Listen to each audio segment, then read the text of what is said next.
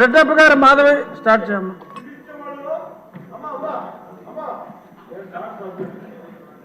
మీరు senior most సభ్యులు sir. First time ఎమ్మెల్యేలకు అవకాశం ఇవ్వరా? ఫస్ట్ టైం ఎమ్మెల్యేలకు అవకాశం ఇవ్వరా? ఏంటి ఇది?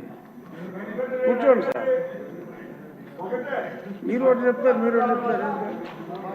ధన్యవాదాలు అధ్యక్ష.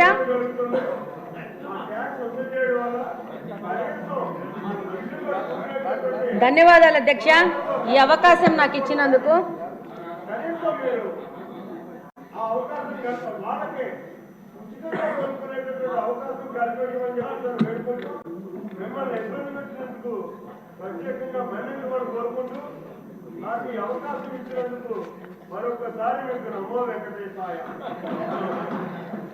ధన్యవాదాలు అధ్యక్ష. ఈరోజు ఈ బడ్జెట్ సందర్భంగా ఈ అవకాశం ఇచ్చినందుకు. వెనుకబడిన ప్రాంతం రాయలసీమ ప్రాంతం, అది కడప నియోజకవర్గం నుంచి వచ్చాను.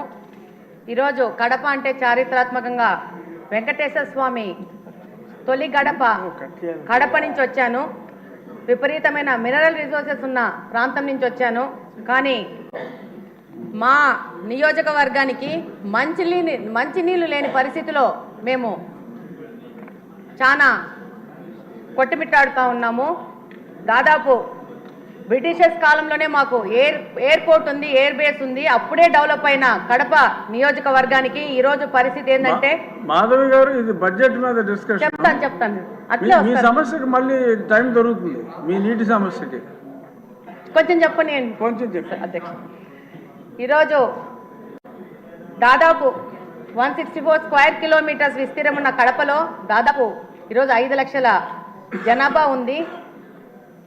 1971లో 23,000 జనాభా ఉన్న ప్రాంతము ఈరోజు 5 లక్షలుగా జనాభా తయారైంది. కానీ ఈరోజు బడ్జెట్లో కేటాయింపులు చాలా విభాగాలకు కేటాయించినారు. అందులో భాగంగా ఈరోజు మా ప్రాంతం నుంచి మాకున్న ప్రధాన సమస్యను ఈరోజు సభ దృష్టికి తీసుకురావాలని చెప్పి ఈరోజు మీకు అవకాశం అడగడం జరిగింది.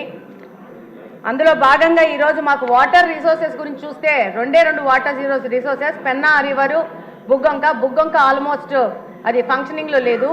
పెన్నా రిసోర్సెస్ వస్తే, పెన్నా రివర్కి వస్తే 2 Gandi water works, Lingampalli water works నుంచి మాకు నీళ్ళు వస్తున్నాయి. దాదాపు కరువు పీడిత ప్రాంతం వల్ల దాదాపు ఏ డివిజన్లో కూడా 3 నుంచి 4 రోజులకు గాను ఒక్కసారి నీళ్ళు ఇవ్వలేని పరిస్థితిలో కడప నియోజకవర్గం నడుస్తూ ఉంది. దాదాపు 20% గృహాలకు ఇంకా మంచినీళ్ళ కనెక్షన్ లేదు. మేము కార్పొరేషను దాదాపు 20 సంవత్సరాలని కార్పొరేషన్గా ఏర్పడి 20 సంవత్సరాల నుంచి 10 సంవత్సరాలు కాంగ్రెస్ పార్టీ, 10 సంవత్సరాలు వైసీపీ పార్టీ, కార్పొరేషను అక్కడున్న శాసనసభ పక్షగా వాళ్లే ఉంటూ గవర్నమెంట్లో లాస్ట్ 5 సంవత్సరాల నుంచి అదే పార్టీ ఉన్నా కూడా పూర్తి నిర్లక్ష్యానికి గురైంది. ఈరోజు ఈ బడ్జెట్ సందర్భంగా ఈ యొక్క సమస్యను మీ ద్వారా ప్రభుత్వ దృష్టికి, మిగతా సభ్యుల దృష్టికి తీసుకుపోవాల్సిన అవసరం ఉంది. కార్పొరేషన్ అని చెప్పుకోవడమే కానీ కార్పొరేషన్లో మంచినీళ్ళు ఇవ్వలేని పరిస్థితిగా కడప నియోజకవర్గము ఈరోజు ఉంది.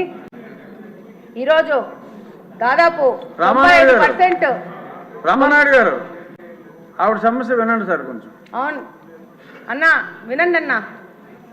95% ప్రజలు ఇంకా తాగడానికి మంచినీళ్ళు కొనుక్కునే పరిస్థితిలో ఉన్నారు. ఎంత దుర్భరమైన పరిస్థితి అంటే వాటర్ ప్లాంట్ల నుంచి వచ్చిన రిమైనింగ్ వాటర్ని కూడా పట్టుకొని పోయి గృహ అవసరాలకు వాడుకునే పరిస్థితిలో కడప నియోజకవర్గం ఉంది. కార్పొరేషన్కి సమ్మర్ స్టోరేజ్ ట్యాంక్ లేదు.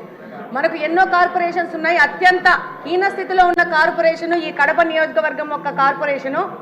దాదాపు 100ల సంఖ్యలో వాటర్ ట్రీట్మెంట్ ప్లాంట్లు పెట్టుకొని వ్యాపారస్తులు నీళ్ళు అమ్ముకుంటా వ్యాపారం చేసుకునే పరిస్థితి. లాస్ట్ వైసీపీ గవర్నమెంట్లో వైసీపీ నాయకులు స్కూళ్ళని కూడా మూయించేసి దాంట్లో కూడా వాటర్ ప్లాంట్లు పెట్టుకొని నీళ్ళు అమ్ముకునే పరిస్థితులు కడప నియోజకవర్గం ఈరోజు నడుస్తూ ఉంది. దాదాపు 5 లక్షల మంది జనాభా అంటే నివేదికల ప్రకారం 135 లీటర్స్ వాటర్ పర్ హెడ్ ఇవ్వాల్సి వస్తే 5 లక్షల మందికి దాదాపు 70 mld వాటరు ప్రొవైడ్ చేయాల్సిన పరిస్థితిలో ఉండాల్సింది. ఈరోజు 40 mld వాటరు ఇచ్చే పరిస్థితిలోనే కడప నియోజకవర్గం ఉంది.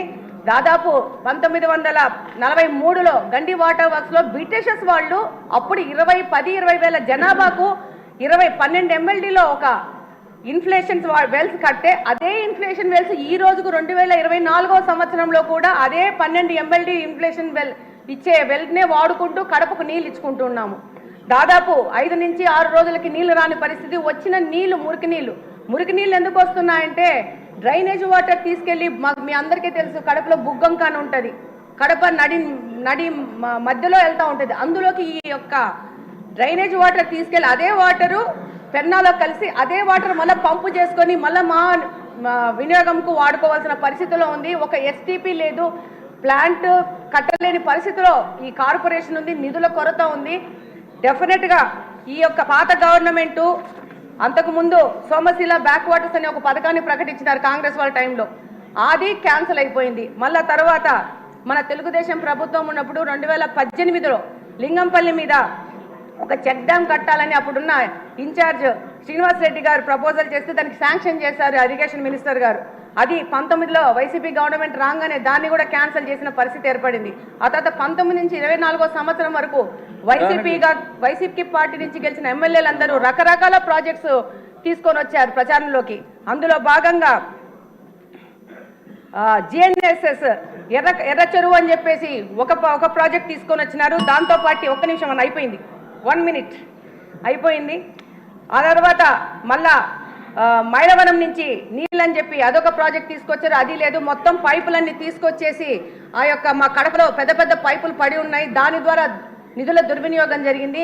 ఇప్పుడు కడప నియోజకవర్గం నుంచి నా యొక్క ముఖ్య వినతి ఏంటంటే మాకు మంచినీళ్ళు ఇవ్వండి అంతే, ఏవి అడగట్లేదు, టీవీలు అడగట్లేదు, ఫ్రిడ్జ్లు అడగట్లేదు, మాకు మంచినీళ్ళు కావాలని సభాముఖంగా కోరుకుంటున్నాను. ఇదొక కడప నియోజకవర్గంలోని ప్రజలందరి బాధను ఈ సందర్భంగా ఈ యొక్క సభ దృష్టికి తీసుకొస్తూ దానికి సంబంధిత మంత్రులు, ఇరిగేషన్ మంత్రులు గారికి, అలాగనే మున్సిపల్ మంత్రులు గారికి, ముఖ్యమంత్రి గారికి ఈ విషయం ప్రత్యేకంగా చెప్పాల్సిన అవసరం ఉంది. మా కడప నియోజకవర్గం 2 ముఖ్యమంత్రులను ఇచ్చింది. 2 ముఖ్యమంత్రుల యొక్క నిర్లక్ష్యానికో మరి వాళ్లకు కడప అంటే చిన్న చూపో, కడప హెడ్ క్వార్టర్స్ లో మంచినీళ్ళు లేని పరిస్థితిలో కడపను తీసుకొచ్చినారంటే చాలా దౌర్భాగ్యమైన పరిస్థితి.